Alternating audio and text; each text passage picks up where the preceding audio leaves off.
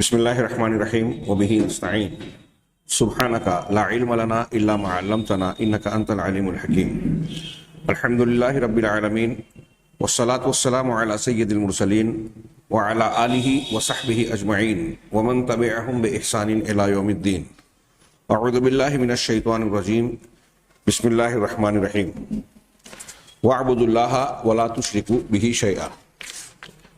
محترم حاضرین، ہم کتاب بریق الجمان میں نواقض الایمان کی بحث پڑھ رہے ہیں، جس میں انہوں نے تمہیداً یہ ذکر کیا تھا کہ نواقض الایمان یعنی ایمان کو جو ہم نے سمجھا، ایمان کی مبادیات کو، بنیادوں کو، اس کو توڑ دینے والی چیزیں کیا ہیں، ان کو نواقض کہتے ہیں۔ اگر اس میں سے کسی کا ارتکاب ہوا تو بندے کا لا الہ الا اللہ اور ایمان ٹوٹ پھوٹ گیا، وہ اسلام سے خارج ہو گیا۔ اس کے بعد انہوں نے نواقض اسلامی ضمن میں جہاں سب سے پہلے شرک کا ذکر کیا تو یہ بیان کیا تھا کہ شرک کی دو قسمیں ہیں، ایک شرک اکبر، ایک شرک اصغر۔ شرک اکبر اور پھر اس کے وسائل کا تذکرہ اس سے پہلے کیا گیا، بعض وسائل جو انسان کو شرک اکبر تک پہنچاتے ہیں۔ اب اس کے بعد شرک اصغر کا تذکرہ کرنے جا رہے ہیں۔ یہ نواقض اسلام کی بجائے نواقص اسلام میں سے ہے، یعنی ایمان اور اسلام میں نقص اور خامی پیدا کر دیتے ہیں۔ ابھی نواقض ایمان کی بحث ختم نہیں ہوئی، اس کے بعد کفر، نفاق، بدعت وغیرہ کا بھی تذکرہ ہے ان کی قسموں کے ساتھ۔ لیکن یہاں میں آگے بڑھنے سے پہلے ایک بات کا تذکرہ کرنا چاہتا ہوں کہ پیچھے اس سے پہلے کے مباحث میں شرک اور شرک کے اسباب سے متعلق جو کچھ ہم نے جانا، اس میں مجموعی طور سے ایک بنیادی بات، وسائل شرک، اسباب شرک، شرک کو سب سے بڑا گناہ جاننے کے باوجود دنیا کے لوگ کیوں شرک میں پڑ جاتے ہیں، واقع ہو جاتے ہیں۔ ان کے جو اسباب ہم نے پڑھے، اس میں سب سے بنیادی اور کلیدی سبب یہ ماننا چاہیے کہ انسان کے علم میں یا تو علم سے ناآشنائی ہے، علم کا نہ ہونا، یا علم کا غلط ہونا۔ علم کا نہ ہونا جہالت، علم کا غلط ہونا یہ گمراہی کہلائے گی۔ اور علم کے نہ ہونے میں جن چیزوں کا تذکرہ کیا گیا کہ شفاعت کے تعلق سے صحیح عقیدہ کیا ہے، قرآن حدیث کی تعلیمات کا دائرہ اور حدود کیا ہے، اس کو نہ جاننا، اس کو پار کر جانا، تجاوز کر جانا، بزرگوں کو ماننا، ان سے عقیدت اور محبت رکھنا، ان کی حدود کیا ہے، ایک پیغمبر کا مقام، سید المرسلین کا مقام، اولیاء اور صالحین کا مقام، ان کا درجہ کیا ہے، اگر اس کے بارے میں صحیح علم نہ ہو تو آدمی حد سے تجاوز اور غلو میں پڑ جاتا ہے۔ اسی طریقے سے ہم نے تبرک کی بحث پڑھی جو شرک کے میں مبتلا کرنے کا سبب ہے۔ کون سا تبرک جائز ہے، کون سا ناجائز ہے، اور جائز تبرک کی بھی کیا شکلیں ہیں، شرعی اعتبار سے کتنی گنجائش اور اجازت ہے، اس کا علم نہ ہونا، یہ علم نہ ہونا۔ اور ان سب سے بڑھ کر ایک چیز جس کا تذکرہ یہاں نہیں ہے، اس سے پہلے کی مختلف سطور اور مباحث میں آ گیا، وہ ذہن نشین رکھنے والا ہے کہ دنیا کا کوئی بھی انسان شرک جو کرتا ہے تو سب سے پہلی چیز جو اس کی جہالت، لا علمی اور ظلم کی جو اس کی جانب سے ظاہر ہوتی ہے، وہ یہ کہ وہ اللہ تبارک و تعالیٰ کی ذات، اس کی صفات، اس کی عظمتیں اور اس کی کبریائی اور جلال و عظمت کو سمجھ نہیں پا رہا ہے۔ سب سے بنیادی طور سے وہ اللہ کی ذات و صفات سے جاہل ہے۔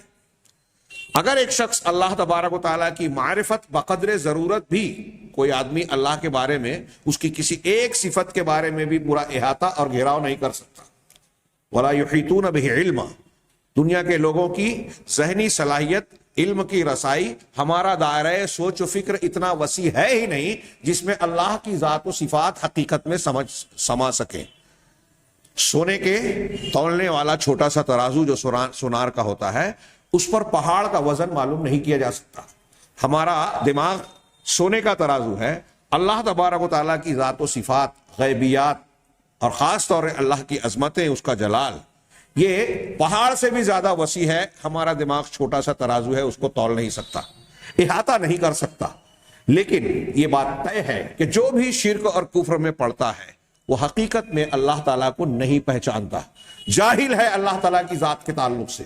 اللہ تبارک و تعالیٰ نے مثال کے طور پہ قرآن مجید میں ارشاد فرمایا وما قدر اللہ حق قدری، ان لوگوں نے اللہ کی ویسی قدر نہیں جانی، اس کی عظمت، وقار، کبریائی، جلال، عظمت جو بھی کہہ لیجئے، ہاں اس کی قدر، اس کی عظمت کو نہیں جانا جیسا اس کی عظمت اور کبریائی کا حق تھا۔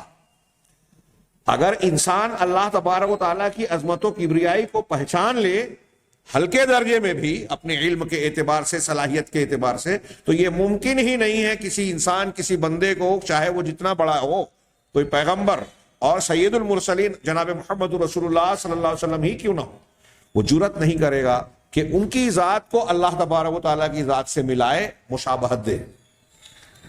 ایک شخص شرک کرتا ہے، کسی بھی مخلوق کو اللہ کے حقوق میں شریک کرتا ہے، شامل کرتا ہے، یہ اس بات کی دلیل ہے کہ وہ اللہ کو پہچانتا نہیں ہے۔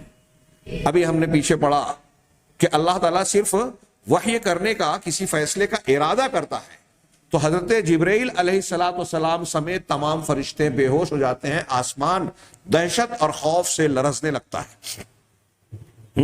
اور یہ جو میں نے ابھی آیت پڑھی وما قدر اللہ حق قدری، اس سے پہلے اللہ نے فرمایا والارض جمیعا، اس کے آگے کہا والارض جمیعا قبضتہ یوم القیامہ، پوری زمین قیامت کے دن اللہ کی مٹھی میں ہوگی، والسماوات مطویات بیمینہ، اور سارے آسمان اللہ تبارک و تعالیٰ کے داہنے ہاتھ میں لپٹے ہوئے ہوں گے۔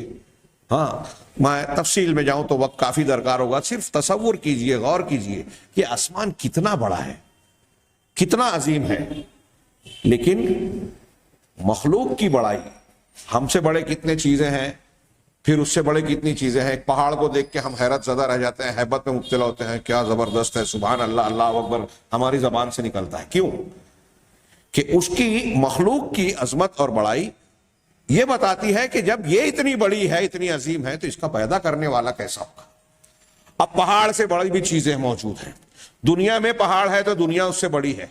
دنیا ستاروں سیاروں کے سامنے ایک نقطے کی حیثیت رکھتی ہے، اس سے لاکھوں بلکہ کروڑوں گنا بڑے ستارے اس کائنات میں، فلک میں موجود ہیں۔ ایک ایک کہکشاں میں انگنت ستارے اور سیاروں کی تعداد موجود ہے۔ کہکشائیں کتنی ہیں یہ بھی آج تک ماہرین فلکیات گن نہیں سکے۔ یہ سب کے سب جتنی ہیں، اتنی وسعت والی کائنات، جن کے درمیان، ستاروں کے درمیان نوری سالوں کا، ہزاروں سینکڑوں نوری سالوں کا فاصلہ ہے، جو ہم کو ایک ہاتھ دو ہاتھ پہ آسمان میں نظر آتے ہیں، ان کے درمیان کا فاصلہ ہزاروں نوری سال کا ہے۔ نوری سال مطلب روشنی کا سفر کرنے کا وہ مقدار کہ ایک روشنی ہزاروں سال میں جتنی مسافت طے کرے گی اس کو ایک سال بھر میں جتنا کہے گی اس کو ایک نوری سال کہتے ہیں۔ ایسے ہزاروں سال کے فاصلے پر، اور نور کی رفتار کیا ہے؟ 1,86,000 میل فی سیکنڈ کے حساب سے روشنی سفر کرتی ہے۔ کتنا فاصلہ ہے، غور کیجیے۔ اب اتنی وسیع کائنات، یہ پوری کائنات اتنی وسعت کے باوجود آسمان کے دائرے میں گھری ہوئی ہے۔ آسمان کتنا بڑا ہے، ہاں۔ اور پھر یہ آسمان بھی اللہ تبارک کے عرش کے مقابلے میں ایسے ہے جیسے ایک میدان میں ایک کیا کہتے ہیں انگوٹھی، چھلا، حلقہ پھینک دیا جائے، جیسا کہ روایات میں ہے۔ یہ پورا آسمان اللہ تبارک و تعالیٰ کے داہنے ہاتھ میں لپٹا ہوا ہوا۔ یہ صرف اللہ کی عظمت کا ایک معمولی سا ایک پہلو ہم ذکر کر رہے ہیں۔ فرشتوں کا بے ہوش ہو جانا، پھر اللہ کے ناموں اور اس کے معنی اور مفہوم کی گہرائیوں میں آپ جائیے تو آپ اش کریں گے۔ ہمارے ایک درس کا سلسلہ رکا ہوا ہے، انشاءاللہ وہ جاری ہوگا، فقہ الاسماء الحسنی۔ اس فقہ کا، اللہ کے اسماء حسنہ کے معنی اور مفہوم کے جاننے کا یہی مفاد سب سے بڑا اور بنیادی ہوتا ہے کہ ہمیں کسی قدر اللہ کی معرفت حاصل ہوتی ہے، اور بندے کو اللہ کی معرفت اور پہچان جتنی زیادہ ہوگی، اس کا ایمان، اس کی توحید اتنی مضبوط ہوگی، وہ شرک سے اتنا زیادہ محفوظ رہے گا، کہ کفر سے دور رہے گا، اللہ تعالیٰ کی نافرمانیوں سے دور رہے گا۔ تو بات تھوڑی سی لمبی ہو گئی، لیکن بہت بہت اہم ہے، وہ یہ کہ اگر ہم چاہتے ہیں کہ اپنے عقیدے کو، اپنے اعمال کو درست رکھیں، تو سب سے پہلے اللہ تبارک و تعالیٰ کی عظمت، اس کی کبریائی، اس کے اسماء و صفات کا علم حاصل کریں۔ آگے ابھی ہم جو پڑھنے جا رہے ہیں تو اس میں شرک اصغر کے اسباب یا اس کی صفات کے درمیان ایک تذکرہ انہوں نے کیا ہے کہ علم، اور خاص طور سے عقیدے کے علم کی کمی جو ہے، وہ بندوں کو شرکیات میں، اور شرک اکبر اور ساتھ ساتھ انہوں نے شرک اصغر کا ذکر کیا، اس میں مبتلا کرتی ہے. آگے میں وہاں تھوڑی سی گفتگو کروں گا. ہم آگے بڑھتے ہیں. المبحث الثالث، شرک کے باب میں یہ تیسری بحث جو آخری بحث ہے، انہوں نے اس ضمن میں تذکرہ کیا فی الشرک الاصغر، شرک اصغر کے بارے میں. اصغر اور اکبر، اصغر چھوٹے کو کہتے ہیں، سب سے چھوٹا، اکبر سب سے بڑا. ہاں، تو چھوٹا اور بڑا شرک، یہ تقسیم جو ہے یہ علماء کی استنباطی تقسیم نہیں ہے، بلکہ خود جناب محمد رسول اللہ صلی اللہ علیہ وسلم سے شرک اصغر کی تعبیر حدیث میں ثابت شدہ ہے، جیسا کہ ہم آگے پڑھیں گے. یہ کہہ رہے ہیں شرک اصغر کی تعریف کرتے ہوئے، وَهُوَ كُلُّ مَا كَانَ فِيهِ نَوْعُ شِرْكٍ، یہ ہر وہ عمل عقیدہ ہے، ہر وہ چیز ہے جس میں شرک کی کوئی قسم پائی جائے، شرک کی کوئی نوع، کوئی قسم، کوئی شکل پائی جائے، لیکنہ لم یصل الی درجۃ الشرک الاکبر، لیکن وہ قسم جو ہے اگرچہ شرک ہے لیکن شرک اکبر کے درجے تک نہ پہنچے. شرک ہے لیکن شرک اکبر کے درجے کو نہ پہنچے.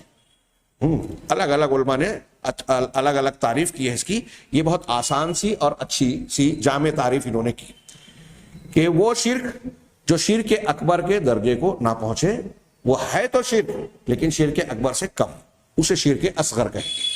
آگے کہتے ہیں کہ وَهُوَ كَبِيرَةٌ مِّن كَبَائِرِ الذُّنُوب، یہ کبیرہ گناہوں میں سے ایک کبیرہ گناہ ہے، کبائر میں سے ایک کبیرہ ہے. بل ہوا من اکبر الذنوب بعد نواقض التوحید، بلکہ توحید کو توڑ دینے والی شرک اکبر، کفر اکبر، نفاق اکبر جو توحید کو توڑ دیتی ہے، ان توڑ دینے والے گناہوں کے بعد جتنے بھی کبیرہ گناہ ہیں، اس کو ایسے سمجھیے کہ شرک اکبر سب سے بڑا گناہ ہے. اب شرک اکبر کے بعد دنیا میں، اس درجے کے گناہ کے بعد دنیا میں جتنے بھی گناہ ہیں، ان تمام گناہوں میں کتنا بڑا بھی ہو، شرک اصغر ان سے بڑا ہے. شرک اکبر سے چھوٹا لیکن شرک اصغر شرک اکبر سے چھوٹا لیکن باقی کبیرہ گناہوں سے بڑا گناہ ہے. تو کہا کہ یہ جو ہے جیسا کہ بل ہوا من اکبر الذنوب بعد نواقض التوحید، توحید کو توڑ دینے والے امور کے بعد یہ سب سے بڑا گناہ ہے. کما ان ھذا الشرک قد یعظم حتی یؤول بصاحبہ الی الشرک الاکبر، لیکن کبھی کبھی ایسا بھی ہوتا ہے کہ یہ شرک جو چھوٹا شرک یا شرک اصغر کہلا رہا ہے، یہ اپنے کرنے والے مرتکب انسان کو اس درجے تک پہنچا دیتا ہے کہ وہ شرک اکبر میں چلا جاتا ہے، مبتلا ہو جاتا ہے. شرک اصغر کا کرنے والا اس کی وجہ سے شرک اکبر میں چلا جاتا ہے اور اس کو محسوس بھی نہیں ہوتا. ہاں، فصاحبہ علی خطر عظیم، چنانچہ شرک اصغر کا کرنے والا انسان بڑے عظیم، بہت بڑے خطرے میں ہوتا ہے. بہت پہلے تو خود شرک اصغر خود ایک بہت بڑا گناہ ہے، مزید یہ کہ اس گناہ کے ساتھ اسے یہ اندیشہ، یہ خطرہ مسلسل لاحق ہوتا ہے کہ وہ اس کی بنیاد پر شرک اکبر میں واقع ہو جائے گا.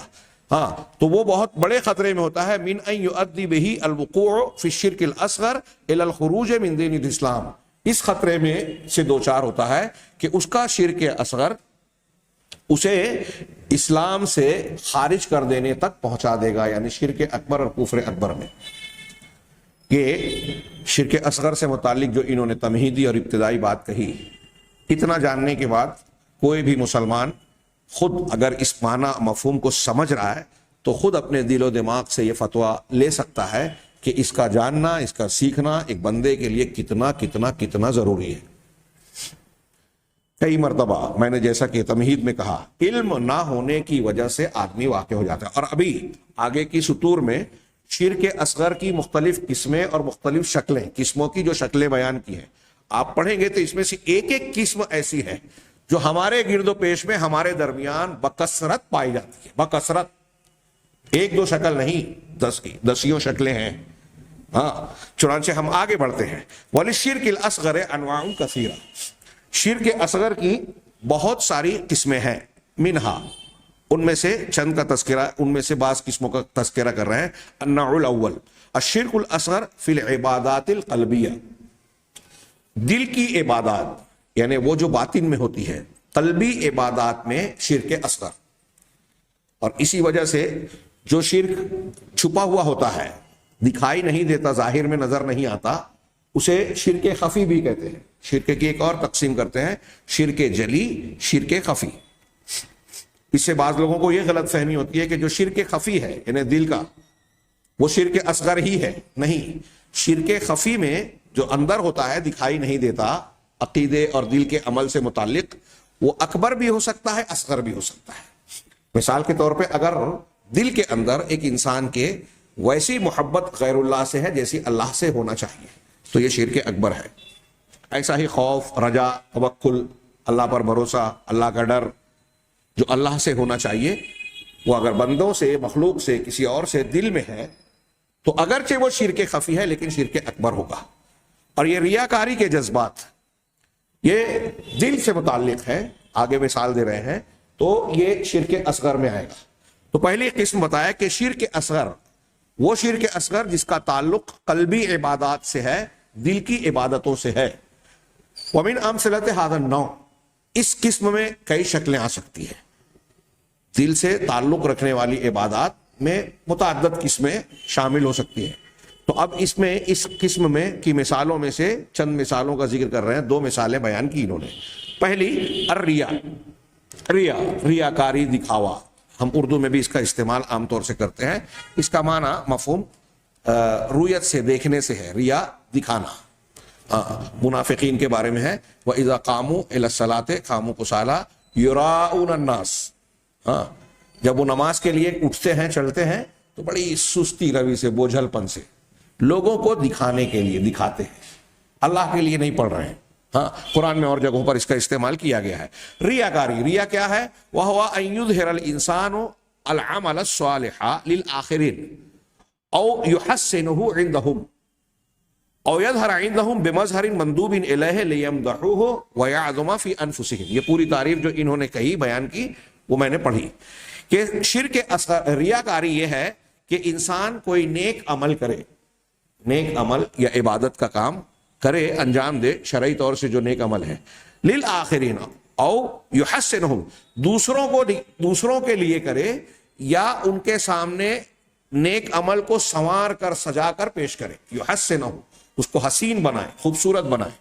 نماز پڑھ رہا ہے، اس کو پتہ چلے کہ فلاں آدمی مجھے دیکھ رہا ہے، تو نماز کو ذرا اور اچھے انداز میں، تعدیل ارکان سے، ایسے انداز میں پڑھے کہ اس کو لگے کہ بڑی اچھی نماز پڑھ رہا ہے، بڑے اطمینان سے پڑھ رہا ہے۔ اس لیے نہیں کہ اللہ کے سامنے کھڑا ہے، اس لیے کہ فلاں آدمی کی نگاہ مجھے دیکھ رہی ہے، تو اس کو دکھانے کے لیے اپنی نماز جو پہلے سے اللہ کے لیے بظاہر پڑھ رہا تھا، اس کے لیے خوبصورت بنا رہا ہے، کسی مخلوق بندے کے لیے۔ تو کہا کہ کسی سے نیک عمل کو انسان کے لیے ظاہر کرنا، دوسرے لوگوں کے لیے، یا اس کو خوبصورت بنانا ان کے نزدیک، ان کے سامنے، یا ایسی شکل اور منظر کے ساتھ ان کے سامنے پیش ہونا جو انہیں اچھا اور نیک معلوم ہو کہ یہ بڑا نیک اور بھلا انسان ہے۔ کیوں ایسا کرے؟ لیمدحوہ، تاکہ وہ دیکھنے والے یا دیکھنے والا اس کی مدح اور تعریف کرے، ستائش کرے۔ وَيَعْظُمَ فِي أَنفُسِهِمْ، اور اپنے دل میں اس کو بڑا سمجھے کہ یہ بڑا نیک اور اچھا انسان ہے، اس کی عظمت اور عقیدت کا سکہ بیٹھے۔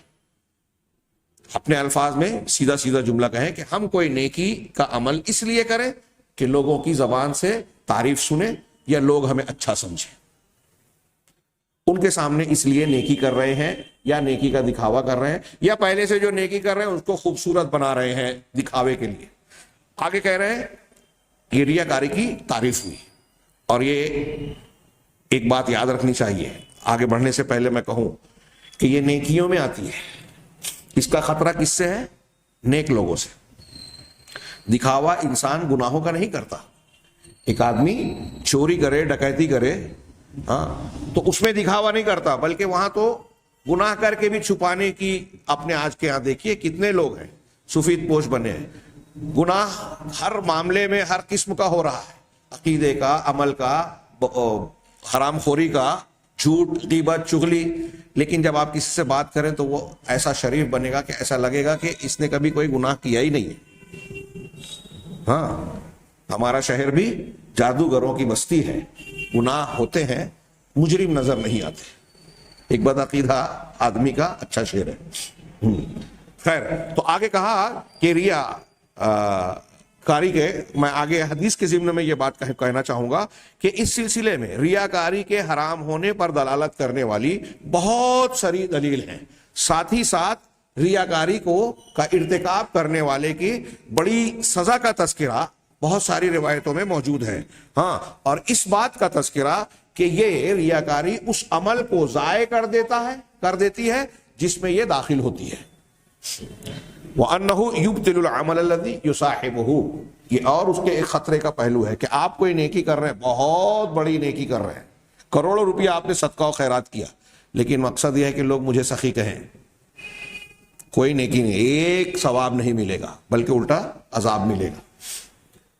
آپ نے ہجرت کی، جہاد کیا، اللہ کے راستے میں گردن کٹا دی، یہ جو میں بیان کر رہا ہوں ابو ہریرہ رضی اللہ تعالیٰ عنہ کی ایک لمبی حدیث ہے، آپ وہ حدیث بیان کرتے ہوئے 3 مرتبہ بے ہوش ہو گئے، 3 مرتبہ بیان کرنے کے پہلے اللہ کے رسول نے فرمایا اور غشی طاری ہو گئی، پھر ہوش آیا، لوگوں نے پوچھا، پھر آپ بیان کرنے لگے، پھر بے ہوش ہو گئے، پھر اس کے بعد تیسری مرتبہ یہی حال ہوا، اور اس کے بعد حدیث بیان کر سکے، ایسی دہشت طاری ہو گئی حضرت ابو ہریرہ پر رضی اللہ عنہ پر، اس کی وعید سن کر کے نبی کریم صلی اللہ علیہ وسلم کو فرماتے ہوئے سنا کہ قیامت کے دن سب سے پہلے ایک عالم کو، قاری کو لایا جائے گا، قرآن حدیث کا جاننے والا،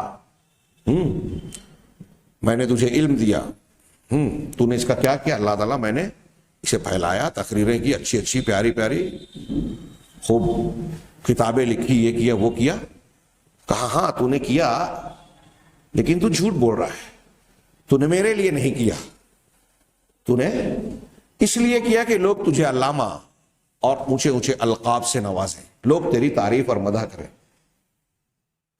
حضرت ابو ہریرہ عالم تھے، اس لیے دہشت زدہ ہو گئی کہیں ہم بھی اس زمرے میں نہ آ جائے، اللہ تعالیٰ ہمیں محفوظ رکھے۔ ہاں، تو کہا پھر فرشتے بھی ایسے ہی کہیں گے تو جھوٹا ہے، اور پھر اللہ کے حکم سے اس کو منہ کے بل گھسیٹ کر جہنم میں پھینکا جائے گا، دوسروں سے پہلے، گنہگاروں سے پہلے، نیک آدمی کی گھسیٹ کر جہنم میں ڈالا جائے گا۔ کیوں؟ اس لیے کہ اس نے نیکیاں تو کی لیکن دکھاوے کے لیے، لوگوں کی تعریف کے لیے۔ پھر ایک آدمی جو بڑا بہادر ہوگا اس سے ایسے ہی سوال ہوگا، ایک آدمی جس کو بڑی دولت سے نوازا ہوگا پروردگار نے، اس سے ایسے ہی سوال ہوگا، پیسے والا کہے گا میں نے خوب خرچ کیا، ہاں، جری آدمی، ہاں، ماہر شخص جو ہے وہ کہے گا کہ میں نے اپنے داد شجاعت دی، یہاں تک کہ تیرے راستے میں اپنی گردن کٹا دی، شہید ہو گیا، تو سب کہیں گے، اللہ تعالیٰ یہی کہے گا کہ تو اس لیے ہوا کہ لوگ تجھے بہادر کہیں، تو نے اس لیے خرچ کیا کہ لوگ تجھے سخی کہیں، جو تو دنیا میں چاہتا تھا وہ تجھے مل گیا، یہاں کوئی اجر ثواب نہیں، منہ کے بل گھسیٹ کر دوسروں سے پہلے جہنم میں ڈالا جائے گا۔ یہ ایک لمبی حدیث ہے، یہاں انہوں نے ایک دوسری مشہور حدیث نقل کی۔ تو پہلے ایک نقطہ یہ بیان کیا کہ اس کا کرنے والے انسان کا جس عمل میں ریاکاری داخل ہوگی وہ عمل ضائع ہو جاتا ہے۔ شرک اکبر اور شرک اصغر میں دونوں کے درمیان فرق اور اثر کا فرق بیان کرتے ہوئے اہل علم نے ایک فرق یہ بھی بیان کیا ہے کہ اگر کسی انسان نے شرک اکبر کا ارتکاب کیا اور وہ تائب یا توبہ، سچی توبہ نہیں کر رہا ہے، نہیں کیا ہے، تو اس کا کوئی بھی عمل قبول نہیں ہوگا۔ شرک اکبر، اس کے بنیادی اخلاص میں کمی آ گئی نا، شرک اکبر سے خلل آنے کی وجہ سے، یعنی اس کی توحید لا الہ الا اللہ سلامت نہیں رہا، وہ مومن نہیں رہا، اللہ تعالیٰ کے لیے اس کا دین خالص رہا ہی نہیں۔ لہذا اگر وہ نماز پڑھ رہا ہے، روزہ رکھ رہا ہے، کیا کہتے ہیں، تلاوت و ذکر و اذکار کر رہا ہے، صدقہ و خیرات کر رہا ہے، لوگوں کے کام آ رہا ہے، کوئی بھی بڑی سے بڑی نیکی کر رہا ہے، اگر شرک اکبر ہے ایک نیکی قبول نہیں ہوگی۔ لیکن شرک اصغر اور شرک اکبر فرق ہے کہ شرک اصغر جس عمل میں ریاکاری یا شرک اصغر داخل ہوگا صرف وہ عمل برباد ہوگا، سارے اعمال نہیں۔ فرق ذہن میں رہنا چاہیے، کئی فروق میں سے ایک یہ ہے، شرک اکبر پر مرنے والا کبھی جہنم سے نہیں نکلے گا، کبھی بھی۔ شرک اصغر پر مرنے والا اللہ کی مشیت، دوسرے کبیرہ گناہوں کی طرح اللہ کی مشیت پر ہوگا، چاہے تو اللہ تعالیٰ اس کو سزا دے کر جہنم سے نکالے، چاہے اپنے فضل و کرم سے دوسری نیکیوں کے بدلے یا فضل و کرم سے معاف کرے، وہ بالآخر دیر سویر جنت میں جائے گا اگر ایمان کی بنیاد موجود ہے۔ تو یہ بھی ایک فرق بیان کیا جاتا ہے۔ تو بہرحال شرک اصغر کے کرنے والے کا جس عمل میں وہ شرک اصغر یا ریاکاری کی بحث چل رہی ہے، ریا جس عمل میں داخل ہوگی وہ عمل برباد ہو جائے گا، اس کا اجر و ثواب نہیں ملے گا۔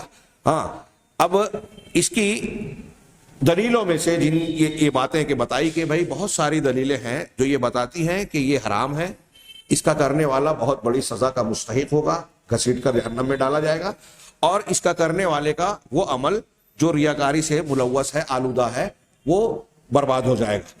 ان میں سے ایک دلیل حضرت محمود ابن ربیع رضی اللہ تعالی عنہ کی حدیث ہے، محمود ابن لبید رضی اللہ تعالی عنہ کی مرفوعاً کہ نبی کریم صلی اللہ علیہ وسلم نے فرمایا انا اخوف ما اخاف علیکم الشرک الاصغر، سب سے بڑی چیز جس کا مجھے تم لوگوں پر اندیشہ ہے وہ شرک اصغر ہے۔ اللہ کے نبی صلی اللہ علیہ وسلم کا یہ فرمان ہے، ثابت شدہ۔ غور کیجئے، آپ کس سے کہہ رہے ہیں؟ صحابہ سے۔ صحابہ کیسے لوگ تھے؟ قرآن اور خود رسول اللہ صلی اللہ علیہ وسلم کی تعدیلات، تعریفات صحابہ کرام کے بارے میں موجود ہے۔ دنیا کے سب سے نیک لوگ انبیاء کے بعد صحابہ ہیں، اہل سنت کا متفق علیہ عقیدہ ہے، ان کے درجے کو کوئی اور نہیں پہنچ سکتا بعد کے لوگوں میں۔ اب سوچئے، صحابہ کرام جو دنیا کے انبیاء کے بعد سب سے نیک لوگ ہیں، صالح طبقہ ہے، اللہ کے نبی صلی اللہ علیہ وسلم ان سے مخاطب ہو کر کہہ رہے ہیں کہ مجھے تم پر، صحابہ پر جس چیز کا سب سے بڑا ڈر ہے وہ ہے شرک اصغر کا۔ صحابہ کرام کے بارے میں جب آپ کا یہ اندیشہ ہے، وہ ان چیزوں سے پاک تھے اگرچہ، تو ہم اور آپ یا بعد کے مسلمان ان کے بارے میں سوچنا چاہیے ہمیں کتنا زیادہ چوکنا اور کتنا زیادہ ہوشیار رہنا چاہیے، کتنا خطرناک معاملہ ہے یہ۔ نبی کریم صلی اللہ علیہ وسلم کو ان لوگوں کے بارے میں خطرہ تھا۔ اب ہم میں سے کوئی شخص اگر کچھ ٹوٹی پھوٹی نیکی بھی کرتا ہے تو کیا اس کے بارے میں یہ خوف، یہ اندیشہ، یہ ڈر نہیں ہے؟ ہر انسان کو خود اپنے آپ سے ڈرنا چاہیے۔ اس کی ایک خطرناکی کا پہلو ریاکاری یا شرک اصغر یا یہ پوری قسم ہے عبادات قلبیہ جو قسم بیان کی جا رہی ہے، اس کا خطرناک پہلو ایک یہ ہے کہ یہ اندر ہوتی ہے، لوگوں کو دکھائی نہیں دیتا۔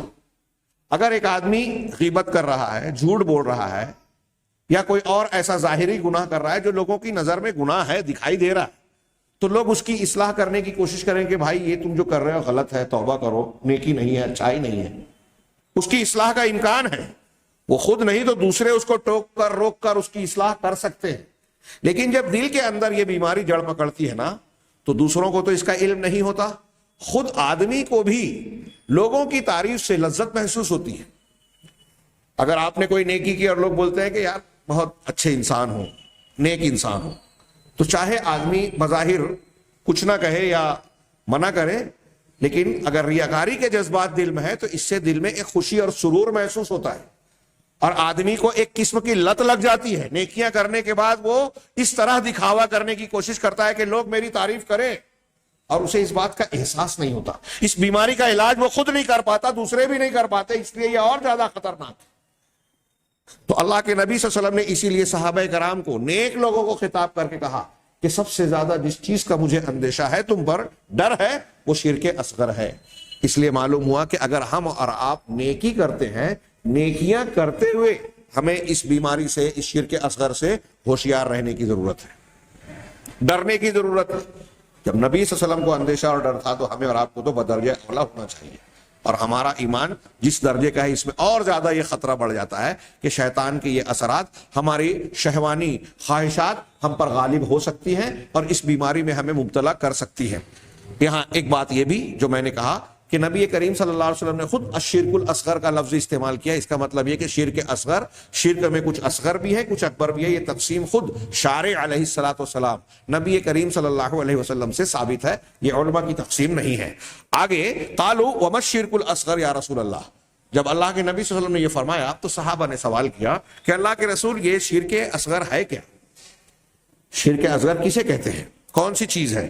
کون سی چیز آپ مراد لے رہے ہیں؟ تو آپ نے کہا الریا، ریا، دکھاوا، نیکی کا عمل دکھاوے کے لیے لوگوں کے سامنے کرنا۔ اور بعض حدیثوں میں یہ بھی ہے مثال کے ساتھ کہ آدمی نماز پڑھتا ہے اور نماز کو طویل اور خوبصورت اس لیے بناتا ہے کہ وہ کسی کی نگاہ کو دیکھ رہا ہے کہ فلاں آدمی مجھے دیکھ رہا ہے، صدقہ و خیرات کر رہا ہے اس لیے کہ لوگ مجھے دیکھ رہے ہیں۔ تو ریا آپ نے فرمایا ریا. آگے اللہ کے رسول نے فرمایا یقول اللہ کے رسول صلی اللہ علیہ وسلم کا یہ فرمان ہے اس حدیث میں, ہاں, یقول اللہ عز وجل لہم یوم القیامہ اذا جزی الناس باعمالہم, کہ جب قیامت کے دن لوگوں کو ان کے اعمال کا بدلہ دیا جائے گا تو ایسے لوگوں سے اللہ تبارک و تعالیٰ کہے گا اذهبوا الى الذين كنتم تراؤون في الدنيا, ان لوگوں کے پاس تم جاؤ جن کو دنیا میں تم دکھاتے تھے, اپنی نیکیاں دکھاتے تھے, ان سے تعریف وصول کرنے کی, نقد تعریف لینے کی کوشش کرتے تھے.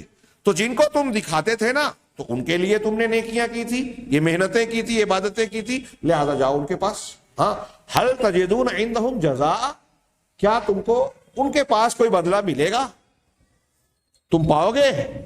اللہ تعالیٰ قیامت کے دن یہ سوال کرے گا ریاکار لوگوں سے کہ تم دنیا میں تعریف چاہتے تھے نا, تو جن کو دکھاتے تھے آج ان سے بدلہ مانگو, اللہ کے لیے نہیں کیا تو اللہ تعالیٰ کا کیوں بدلہ دے گا؟ سمپل بات ہے, واضح طور پہ بات ہے کہ آپ کی نیت جو تھی آپ کو وہی ملنا چاہیے. لہذا جب اللہ تبارک و تعالیٰ کی خوشنودی رضا تم کو مطلوب ہی نہیں تھی تو اللہ کیوں تمہیں اجر و ثواب دے گا؟ تم انہی کے پاس جاؤ جن کو تم دکھاتے تھے. یہ امام احمد اور بغوی نے حسن سند کے ساتھ روایت کی, اور بعض صحیح حدیثیں بھی اس کی تائید کرتی ہے, لہذا یہ قوی درجے تک پہنچتی ہے. اسی طریقے سے اب آگے اس حدیث کو, صرف ایک حدیث کو ریاکاری کے باب میں نقل کر کے انہوں نے ایک تبصرہ کیا اور بہت اہم ہے. کہا فَيَنبَغِي لِلْمُسْلِمِ الْبُعْدُ عَنِ الرِّيَاءِ, لہذا مسلمان کے لیے مناسب ہے, بلکہ مناسب نہیں میں کہوں کہ ضروری ہے, یعنی ایسا کرنا چاہیے, مسلمان کے لیے ایسا کرنا چاہیے. کیا؟ البعد عن الریا, ریاکاری سے دور ہٹنا, بچنا, اس سے چوکنا رہنا, کوشش کرنا کہ کہیں سے کسی طرف سے ہمارے دل و دماغ میں اس کو راستہ نہ ملے. ہاں, والحذر من الوقوع فیہ, اور اس میں واقع ہو جانے سے ہوشیار رہنے کی ضرورت ہے, ڈرتے رہنے کی ضرورت ہے. ہاں, وذالک, اب یہ کیسے ہوگا؟ یہاں انہوں نے جو چند جملوں میں 4-5 جملے آگے 2-3 لائن میں بیان کیے ہیں, اس میں ایک کئی چیزیں بیان کی. یہ سب ریاکاری کا علاج ہے. ہم اپنے اندر ریاکاری نہ آنے دیں, اس کے لیے ہمیں کیا کرنا ہوگا, اس کا علاج کیا ہے. بڑی پیاری باتیں کہی انہوں نے, اور ایک جملے کو اچھی طریقے سے دل و دماغ میں اتارنا ضروری ہے. ہم اپنے طور سے سوچیں کہ ہم کو اپنی ریاکاری کا علاج کرنا ہے تو یہ چیزیں اختیار کی جائیں. کیا ہے کہ وذالک بتقویۃ الایمان فی القلب, پہلا علاج کہ اپنے دل میں ایمان کو مضبوط کر کے, یہ جو ہم شرح ارکان الایمان اور یہ سب چیزیں جو پڑھ رہے ہیں, ہاں, اس کا مقصد یہی ہے. اللہ کی عظمت و کبریائی کا صحیح احساس اور علم ہوگا تو ہماری توجہ, ہمارا خیال صرف اللہ کی طرف ہوگا. ہمارے دماغ میں اللہ کو چھوڑ کر کسی اور کا خیال نماز میں, روزے میں, صدقہ و خیرات میں نہیں آئے گا کہ ہم اللہ کو خوش کرنا چاہتے ہیں.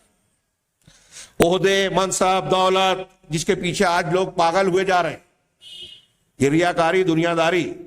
ہاں, حضرت خالد بن ولید کا واقعہ منقول ہے نا, جب انہیں حضرت عمر فاروق رضی اللہ تعالیٰ عنہ شام کے محاذ پر معزول کیا, حضرت ابو عبیدہ جنگ کے درمیان, جبکہ حضرت خالد بن ولید رضی اللہ تعالیٰ عنہ کی فتوحات کا سلسلہ جاری تھا. ہاں, لیکن کچھ واقعات, کچھ خبریں حضرت عمر فاروق کو لگی, اور یہ بھی پتہ چلا کہ کچھ لوگوں کا یہ خیال ہے کہ خالد بن ولید کی سپہ سالاری اور قیادت ہوتی ہے تو فتح ملتی ہے. تو اس خیال کو بھی توڑنا مقصود تھا کہ فتح اور شکست اللہ کے ہاتھ ہے, ایک بات. دوسرا, اور بھی کچھ شکایتیں پہنچی تو حضرت ابو عبیدہ بن جراح رضی اللہ تعالیٰ عنہ کو امیر لشکر بنا کر ان کو معزول کیا. رات میں جب اپنے اپنے خیموں میں لوگ پہنچے تو حضرت خالد بن ولید کے قریبی لوگوں نے جا کر کہا کہ یہ غلط کیا امیر المومنین نے. ہمارے یہاں جیسے آج کل اکثر پائے جاتے ہیں نا, وہاں عارضی طور سے اس قسم کے لوگ ہوتے تھے, علاج ہو جاتا تھا. ہم آپ کا ساتھ دیں گے, آپ سپہ سالاری کے مستحق ہیں, آپ اچھی قیادت کر رہے تھے, فتوحات حاصل ہو رہی ہیں, آپ کہیے ہم آپ کے ساتھ تعاون کریں گے. تو حضرت خالد بن ولید نے جو جواب دیا تھا نا, وہ اس بات کی دلیل ہے کہ ان کا ایمان دل میں مضبوط تھا, وہ اللہ کے لیے کر رہے تھے. انہوں نے کہا کہ انی لا اقاتل فی سبیل عمر, میں جو جنگ قتال کر رہا ہوں تو میں عمر کے راستے میں نہیں کر رہا ہوں, بل اقاتل فی سبیل رب عمر, بلکہ میں عمر کے رب کے راستے میں جہاد اور جنگ کر رہا ہوں. لہذا اب میں سپہ سالار ہوں کہ عام سپاہی, اس سے کیا فرق پڑتا ہے؟ اللہ کے نبی صلی اللہ علیہ وسلم نے، بخاری مسلم کی حدیث ہے، تعیس عبد الدان و عبد الدینار، عبد الدینار عبد الدرہم و عبد الدینار و عبد الدرہم، کہ دینار اور درہم کا بندہ ہلاک ہو، برباد ہو. دینار درہم روپیہ پیسہ. پھر آگے چادر اور سامان کا بندہ اگر دیا جاتا ہے تو خوش ہوتا ہے، مال داد و دہش مل رہی ہے، پیسہ مل رہا ہے تو خوش، نہیں ملا تو ناخوش. یہ جو میں بیان کر رہا ہوں آج اپنے حالات اور ماحول میں اور اپنے آپ میں جھانکتے جائیے. میں اپنے آپ کو جھانکوں، آپ اپنے آپ کو جھانکیں، اور جہاں تک آواز سن رہی ہے جائزہ لیں. تبھی ان خطابات کا دروس کا فائدہ ہے کہ ہم اپنا ان حقائق کی روشنی میں جائزہ لیں کہ ہم کہیں اس میں تو نہیں ہیں. پیسہ ہے تو ہم خوش، ہم کو کوئی مالی مدد مل رہی ہے تو راضی، نہیں دیا جا رہا ہے تو ناراض. آگے اس میں ہے کہ اس بندے کے لیے اللہ تبارک و تعالیٰ کی جانب سے نبی کریم صلی اللہ علیہ وسلم، بیچ کے دو چار جملے چھوڑ کے میں آگے کی ترجمہ کر رہا ہوں، کہ اس کے لیے خوشخبری اور مبارکباد ہے جس کا جو اللہ کے راستے میں نکلتا ہے اور اس کے کپڑے اور بدن جو ہے گرد و غبار سے اٹ جاتا ہے. ایک بار رد قدمہ ہو. اللہ سے وہ کوئی دعا کرتا ہے تو اللہ اس کی دعا کو رد نہیں کرتا. اگر اسے یہ ایسا آدمی ہوتا ہے کہ اگر اسے قلب میں، لشکر کے اندر درمیان میں رکھا جائے تو درمیان میں ہوتا ہے، پیچھے رکھا جائے تو پیچھے ہوتا ہے، چوکی داری پہ رکھا جائے تو وہاں کام کرتا ہے کہ مجھے یہ ذمہ داری دی ہے، عہدہ ہو کہ نہ ہو، مجھے چپراسی اور چوکیدار بنایا گیا، کوئی فرق نہیں، اللہ کے راستے میں کر رہا ہوں. یہ جذبہ ہونا چاہیے. تو یہی کہا کہ دل میں ایمان مضبوط ہوگا، اللہ، آخرت کا دن، جنت اور جہنم اگر ہمارے دماغ اور ذہن میں مضبوط ہے تو ہم ان چیزوں کے ناز کو سامنے رکھ کر نیکیاں کریں گے، لوگوں کو خوش کرنے کے لیے نہیں، دکھاوے کے لیے نہیں، اپنی تعریف سے نیکیوں کو ضائع نہیں کرنا چاہیں گے. کتنی اہم بات ہے. اگر ہمارا ایمان درست ہوگا اللہ پر، ایمان درست ہوگا جنت و جہنم پر، ایمان درست ہوگا آخرت پر، کہ ہم کو اللہ کے سامنے حساب دینا ہے، ذرہ برابر نیکی ہو، ذرہ برابر برائی ہو، ہمارے سامنے آنے والی ہے. تو یہ چیزیں جب سامنے رہے گی تو آدمی نماز پڑھے گا تو کسی کی خوشی اور کسی کی تعریف کو دماغ میں نہیں آنے دے گا، بلکہ یہ کہے گا کہ اللہ مجھ سے راضی ہو اور قیامت کے دن مجھ کو نجات دے دے عذاب سے. ایمان دل میں صحیح ہو، نمبر ایک. ریاکاری کے علاج کا پہلا چیز کہ ایمان کو دل میں مضبوط کیا جائے. دوسرا، وَالتَّزَوُّدُ مِنَ الْعِلْمِ الشَّرْعِي، اور علم شرعی کا ذخیرہ کرنا. تزود ذات توشے کو کہتے ہیں، توشہ اختیار کرنا، جمع کرنا، حاصل کرنا علم شرعی کو. وبالاخص سے علم العقیدہ، خاص طور سے، سب سے خاص طور پہ عقیدے کا علم. یہاں میرا دل چاہتا ہے کہ میں کچھ تفصیل بیان کروں. آج کا اپنا سماج اور ماحول آپ دیکھیے سرسری طور سے، کسی پر تنقید کی بنیاد پر نہیں، محاسبے اور جائزے کے طور پر.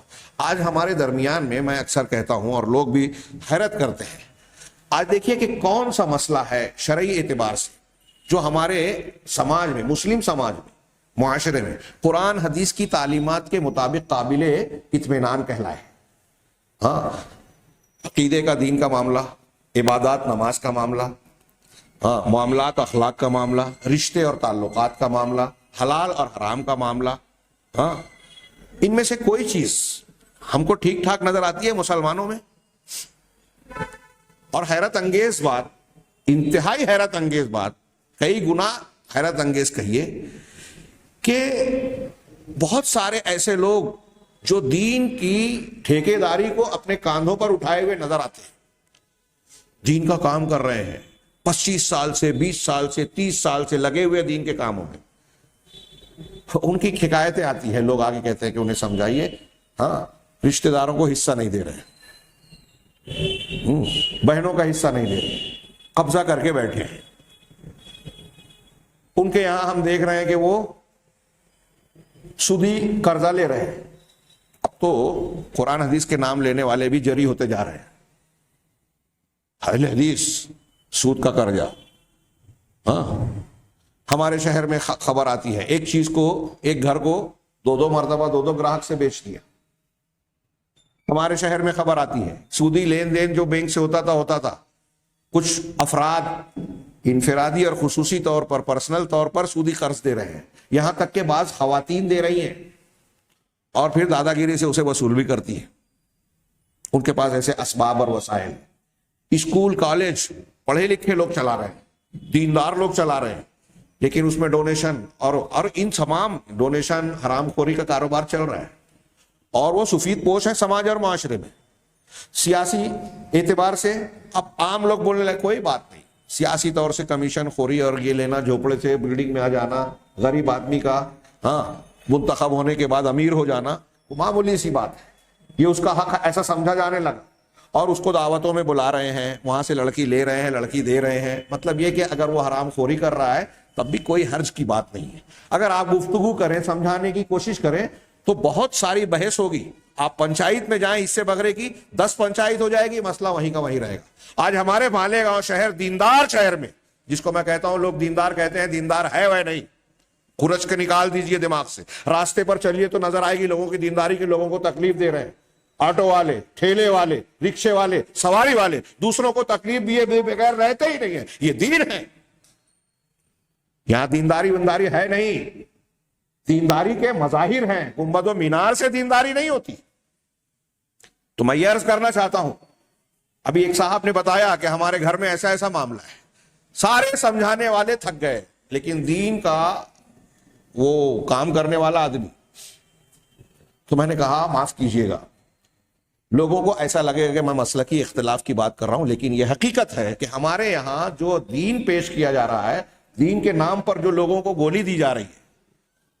کہتا تھا نا, مارکس کہتا تھا کہ الدین و افیون الشعب, عربی میں یہ ہے, انگریزی کا جملہ رہا ہوگا اس کا, کہ دین اور مذہب جو ہے وہ عوام کا افیم ہے.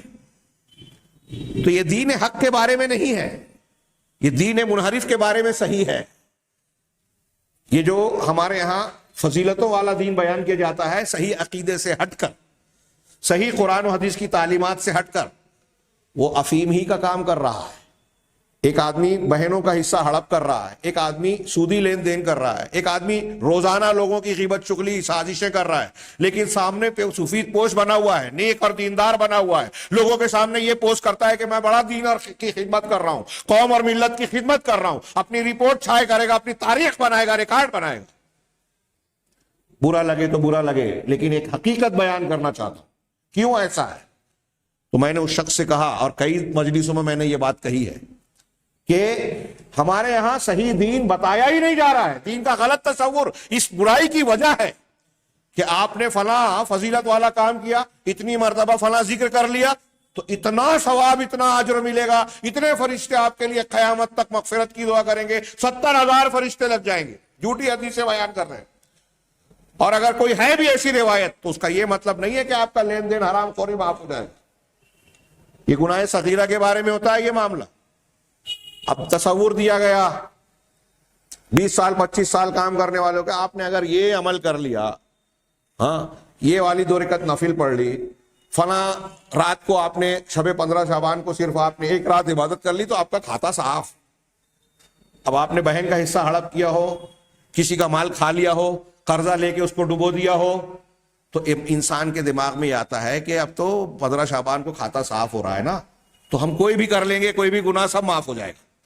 ہم فلاں ذکر اور فلاں نصاب پر لا الہ الا اللہ, سبحان اللہ, الحمدللہ, اللہ اکبر کو اتنی لاکھ مرتبہ پڑھیں گے تو ہمارے گناہ کم پڑیں گے, اللہ اتنا معاف کرے گا. تو تھوڑا زیادہ کرنا چاہیے. 70,000 فرشتے ہمارے لیے قیامت تک مغفرت کریں گے. ایک مرتبہ کتنی مرتبہ ہم نے وہ نیکیاں کی, تو گناہ بہت کم پڑیں گے, ذرا زیادہ کرو. اس غلط عقیدے نے, غلط عمل نے, غلط شریعت کی تعلیمات بیان کرنے نے, فضائل کے نام پر انہوں نے لوگوں کو گناہوں پر جری کر دیا, لوگوں کو بدعقیدہ بنا دیا. لوگ مانے یا نہ مانے, یہ ایک حقیقت ہے, زندہ حقیقت. میں جو کہتا ہوں, میں جو کہہ رہا ہوں, اصلاح معاشرہ اگر کرنی ہے, لوگوں کو درست کرنا ہے, تو نبی کے طریقے پر پہلے عقیدے کو درست کریں, عقیدے کا علم عام کریں. اور یہاں ہمارے یہاں دین کے نام پر سب سے زیادہ غیر اہم چیز عقیدہ ہے. یہ عقیدے کا درس ہمارا چل رہا ہے. جو شرکا ہے, جو سننے والے ہیں, کچھ جانکار ہیں, اس کی اہمیت سمجھتے ہیں. لیکن آپ اس تناظر میں غور کیجئے کہ ہمارے یہاں اس عقیدے کے علم کو سیکھنا تو دور کی بات ہے, لوگوں کو اس کی اہمیت بھی نہیں معلوم ہے.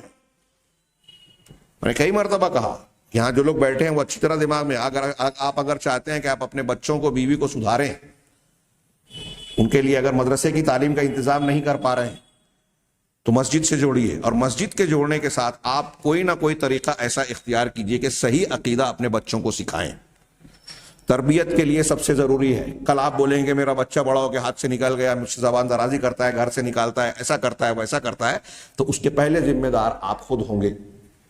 آپ اور ہم چاہتے ہیں کہ ہمارے بچے سدھریں، اب ہماری کوشش کے بعد اگر نہ ہو تو ہم مکلف، اللہ کے یہاں پکڑ نہیں ہوگی۔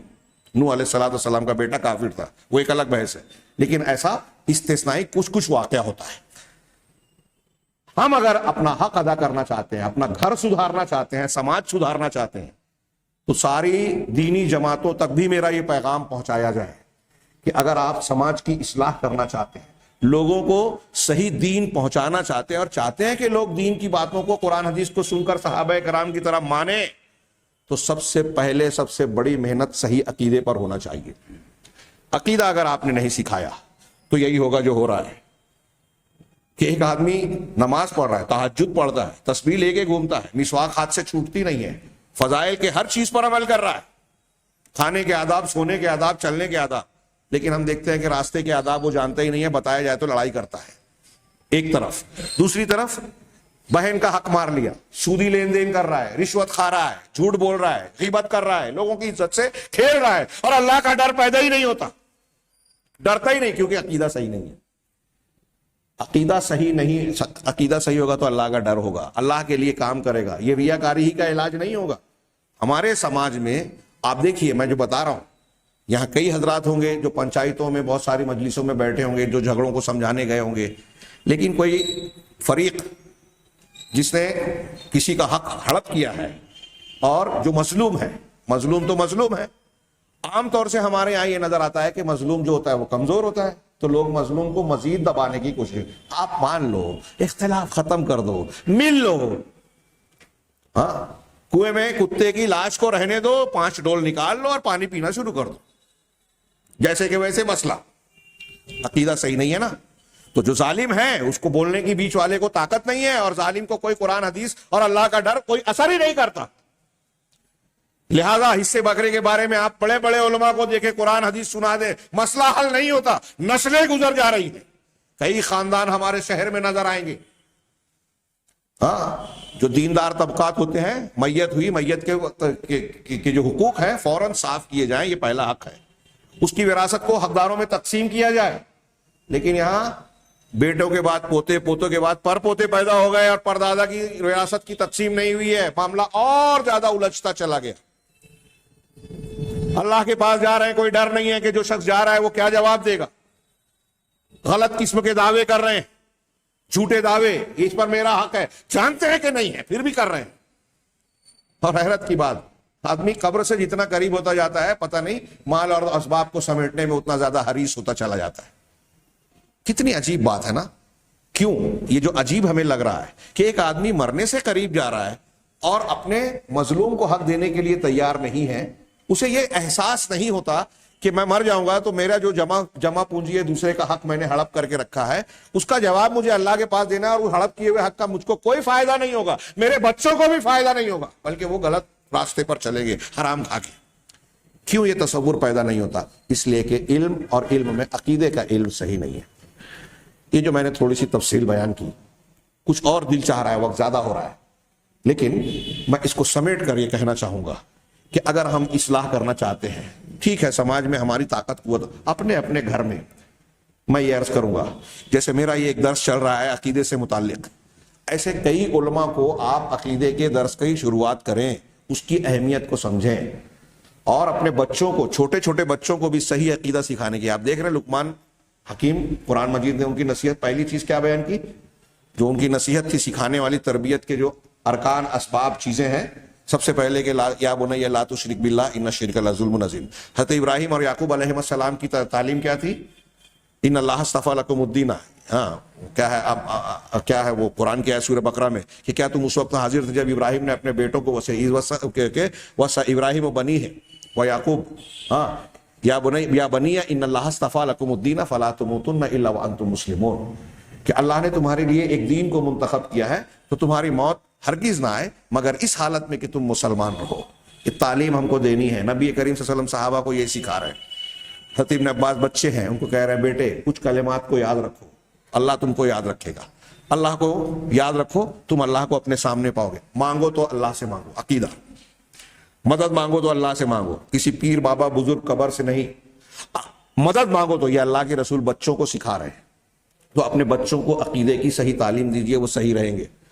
جب اللہ کا ڈر, اللہ کا خوف, اللہ کی عظمت, کبریائی, آخرت کا خوف, آخرت کی جواب دہی کو آپ مضبوط بنا دیں گے نا, تو آگے آپ ایک حدیث ایک روایت سنائیں کہ نبی صلی اللہ علیہ وسلم کا فرمان یہ ہے, فوراً مانے گا بچہ.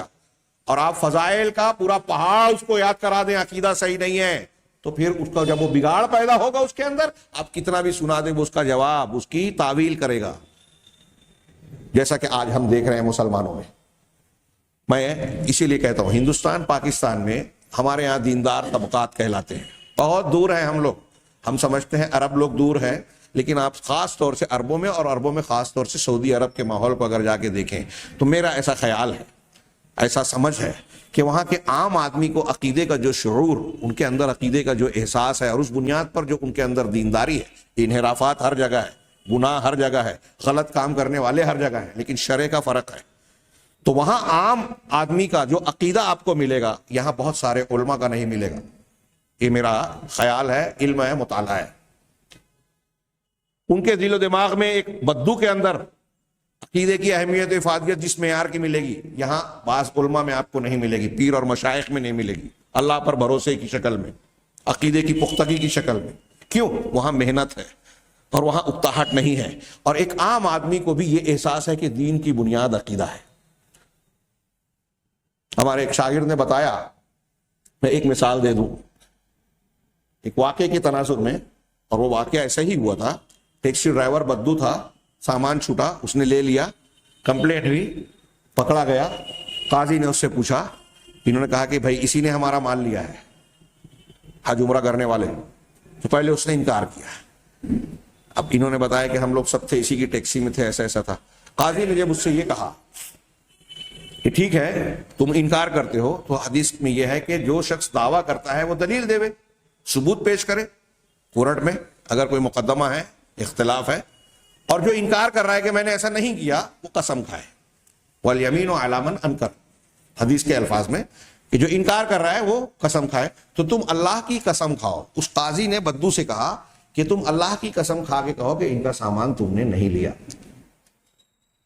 تھوڑی دیر کے لیے سوچئے کہ کورٹ میں ایک آدمی چور ہے, اور اس سے ہمارے یہاں پوچھا جائے, ہم میں سے کسی سے پوچھا جائے کہ اللہ کی قسم کھا کے بولو کہ تم نے چوری نہیں کی اور چوری کی ہے, تم نے گناہ نہیں کیا اور ہم نے گناہ کیا ہے. تو اب اگر ہم قبول کرتے ہیں تو سزا ملے گی, بدنامی ہوگی, اور نہ جانے کیا کیا. تو ہم کیا کریں گے؟ یا ہندوستان پاکستان کے عام مسلمان, ہم دیکھ رہے ہیں پڑھے لکھے دیندار, کیا کریں گے؟ اندازہ لگائیے. اس بدو نے کہا میں اللہ کی جھوٹی قسم نہیں کھاؤں گا. وہاں یہ جانتا ہے کہ میری اقرار کرنے کی صورت میں میرا ہاتھ کٹ جائے گا. ہاتھ کٹانا گوارا ہے, اللہ کی جھوٹی قسم کھانا گوارا نہیں ہے. یہ ہے صحیح عقیدہ. یہ ایک بہت چھوٹی سی میں نے مثال دی. ایسی مثال وہاں کے سماج میں آپ کو قدم قدم پر ملے گی, چھوٹے بڑے نقصانات کے سلسلے میں, ساس بہو کے تعلقات کے سلسلے میں. کسی کی موت میت ہو جاتی ہے, ہمارے یہاں بھی آگے آ رہا ہے شگون وغیرہ, ہاں بلی نے راستہ کاٹ لیا, فلاں کی وجہ سے ہمارے گھر میں ایسا ہو رہا ہے, لڑکی پیدا ہو رہی ہے تو بیوی پر ظلم کر رہا ہے. یہ چیزیں وہاں نہیں ملے گی. کیوں؟ عقیدہ صحیح ہے. اولاد لڑکی ہو رہی ہے پیدا, اللہ نے دیا. میت ہو گئی ہمارے یہاں بہن, نوحہ, اور نہ جانے کیا کیا ہو رہا ہے, قبرستان میں برائیاں پیدا ہو رہی ہے, وہاں نہیں ملے گا آپ کو. کیوں؟ عقیدہ صحیح ہے. اللہ نے دیا تھا, اللہ نے لے لیا. موت لکھی تھی, موت ہو گئی, جوان ہو بوڑھا ہو کوئی بھی ہو, بدحالی نہیں آئے گی. وہاں گنڈا تعویذ آپ کو نہیں ملے گی. ایک عام آدمی اگر کسی کے ہاتھ میں دھاگا, گلے میں تعویذ دیکھے گا, کاٹ دے گا عام آدمی. کیوں؟ عقیدے پہ محنت ہے. ہمارے یہاں نہیں ہے. آپ سمجھائیں, یہاں کچھ بہکانے والے ان کو مل جائیں گے کہ نہیں بابا کی ہے, کیونکہ دکانیں چل رہی ہیں دین کے نام پر. دکانیں کیوں چل رہی ہے؟ عقیدے کا علم نہیں ہے. پھوک جھاڑ, گنڈا تعویذ اور یہ سب چیزیں, دکانیں کیوں چل رہی ہیں؟ عقیدہ صحیح نہیں ہے. حلال کو حرام بنانے کا جو مزاج بڑھتا جا رہا ہے, اور ہم اللہ کے یہاں مندی ہے, ہمارے شہر میں, پورے ملک میں لاک ڈاؤن کے بعد سے اقتصادی خرابی ہے. لوگ بحث کرتے ہیں, میں سوچتا ہوں, میں نے کئی دوستوں کے حلقوں میں, خطبوں میں یہ تبصرہ کیا کہ جو کچھ ہو رہا ہے ہاں پریشانی تنگی کی شکلوں میں، وہ بہت ہلکا ہے، بہت کم ہے۔ ہمارے جو گناہ سماج معاشرے میں ہو رہے ہیں، حرام خوری، بدکاری، بدعقیدگی، شرک، سنت کی خلاف ورزی، دین کے ساتھ کھلواڑ، لوگوں کی عزتوں کے ساتھ کھیلنا، اس کے جواب میں تو بڑا دردناک عذاب آنا چاہیے اللہ کا۔ لیکن یہ اللہ رحمان اور رحیم کی رحمت ہے کہ وہ چھوٹ دے رہا ہے، ڈھیل دے رہا ہے، یہ ہلکی ہلکی تنبیہ کر رہا ہے کہ جاگ جاؤ، توبہ کرو، اپنے گناہوں کو صاف کرو۔ لیکن ان تنبیہات پر کوئی کان دھرنے کے لیے تیار نہیں ہے، کوئی حکومت کو دوشی دے کر کوئی اپنے ہمارے درمیان اتحاد نہیں ہے، ہمارا فلاں نہیں ہے، ایسا معاملہ نہیں ہے، اس لیے بندی ہے۔ اللہ تبارک و تعالیٰ بندی لا رہا ہے، یہ کوئی نہیں کہتا، اور ایسا ہی ہونا چاہیے، ایسا ہی کہنا چاہیے۔ اسباب پر اللہ کی حکمرانی ہے، کائنات کا کوئی ذرہ اللہ کی مشیت کے بغیر ہل نہیں سکتا۔ یہ مندی ہو، تیزی ہو، بے روزگاری ہو، فراوانی ہو رزق کی، سب اللہ کی طرف سے۔ مہنگائی بڑھ رہی ہے، اللہ کی طرف سے۔ اسباب جو بھی ہوں، حقیقت میں کرنے والی ذات اللہ۔ یہ بیان کرتے ہیں، مانتے نہیں ہیں۔ حصہ دے دیں گے تو ہم خلاص ہو جائیں گے۔ آپ اب نہیں مانتے کہ اللہ دینے والا، روزی دینے والا ہے؟ کون سا دین آپ پھیلا رہے ہیں دنیا کے لوگوں میں؟ آپ تو خود اللہ پر ایمان یقین نہیں رکھتے، اس لیے بہن کا، بیٹی کا، فلاں کا حصہ ہڑپ کر بیٹھے ہو، حرام خوری پر اتارو ہو۔ عقیدہ صحیح کیجئے۔ ہماری عورتیں مرد ایک دوسرے سے جلتے ہیں، ایک دوسرے کی ٹانگ کھینچتے ہیں، یہ بھی آپ کو ہندوستان پاکستان میں مزاج ملے گا، عربوں میں نہیں ملے گا، کیونکہ وہاں عقیدہ صحیح ہے۔ آپ کو غیبت، چغلی، ٹانگ کھینچنا، دوسروں کی ترقی پر جلنا بہت کم نظر آئے گا۔ یہ توحید کے خلاف ہے۔ ایک آدمی دولت مند ہے تو آپ اس سے جلے، دولت کس نے دی؟ اسے اللہ نے۔ تو مطلب اللہ کے عمل پر آپ کو اعتراض ہے، آپ کو اختلاف ہے، اللہ کی تقسیم پر آپ کو اختلاف ہے کہ اس کو خوبصورت بنایا، اس کو دولت مند بنایا، اس کو مشہور خاندان کا بنایا۔ عقیدہ صحیح ہوگا تو یہ اختلاف نہیں ہوگا۔ خیر، بات تھوڑی سی طویل ہو گئی، لیکن انہوں نے ریاکاری کا علاج کرتے ہوئے یہ ذکر کیا کہ علم شرعی کو سیکھنا چاہیے۔ اور میں اس کے ضمن میں یہ جو تفصیل بیان کیا، یہ کہنا چاہتا ہوں کہ اپنے گھر کو، اپنے سماج کو سدھارنے کے لیے عقیدے کو سیکھیے اور سکھائیے، گھر والوں کو سکھائیے، اپنے بچوں کو لائیے ان دروس میں۔ اس درس میں نہیں لاتے، دوسرے علماء سے کہیے عقیدے کا درس دیں، اس میں لے جائیے، لیکن عقیدہ سکھائیے، اللہ کی عظمت و کبریائی کا صحیح عقیدہ۔ ہمارا یہ بھی مسئلہ ہے کہ عقیدے کے نام پر غلط باتیں سکھائی جاتی ہیں، غلط عقیدے، اور یہ چیز دونوں، ہمارا یہ عقیدے کا درس چل رہا ہے اور جمعہ کے دن سلسلہ چل رہا ہے شبہات کے فتنے، یہ دونوں چیزیں بہت اہمیت کی حامل ہیں، بنیاد ہیں ہماری، لیکن لوگوں کو اس کی اہمیت ہی نہیں معلوم، تو اس پر توجہ کیا دیں گے؟ آپ سدھارنا چاہتے ہیں سماج کو، اس پر توجہ دیجیے۔ آگے بڑھتے ہیں کہ علم عقیدہ والاکثار من الالتجاء الی اللہ، اور کیا ریاکاری کا علاج کرنے کے لیے کہ اللہ تبارک و تعالیٰ سے التجا اور اس سے دعا کرنے میں خوب کثرت کریں، خوب دعا کریں۔ کیا کہ ان یعیدہ من شر نفسہ ومن شرور الشیطان ووساوسہ، کہ اللہ تبارک و تعالیٰ انسان کو اپنے خود دل کے شر سے اور شیطان کے شرور اور ان کے وسوسوں سے بچائے۔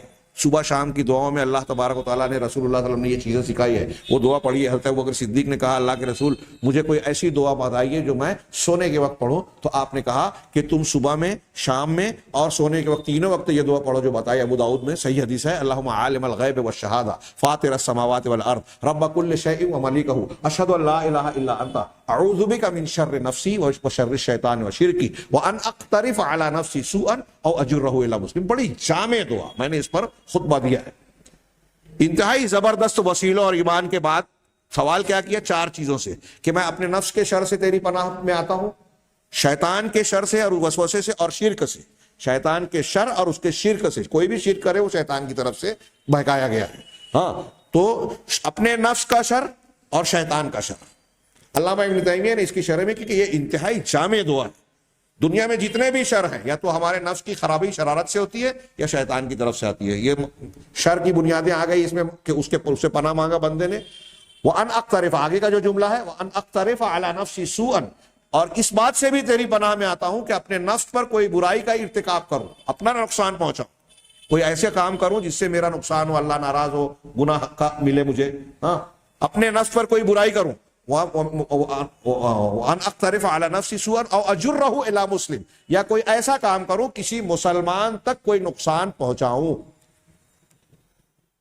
تو علامہ ابن تیمیہ کہتے ہیں کہ پہلے شر کی 2 بنیادیں، نفس اور شیطان، اس سے پناہ مانگی، اور شر آ جانے کے بعد اس کے دو نقصانات ہوتے ہیں، اس کے نقصان کی دو شکلیں ہوتی ہیں، یا تو آدمی اپنا خود کا نقصان پہنچاتا ہے یا دوسروں کو نقصان پہنچاتا ہے یا دونوں کو، یہ دونوں باتیں آ گئی۔ تو تمام شرور سے گویا پناہ مانگ لی۔ یہ ہے اللہ کے رسول ہر جمعہ کے ہر خطبۃ الحاجہ میں شرور انفس اور شرور شیطان سے پناہ مانگتے تھے۔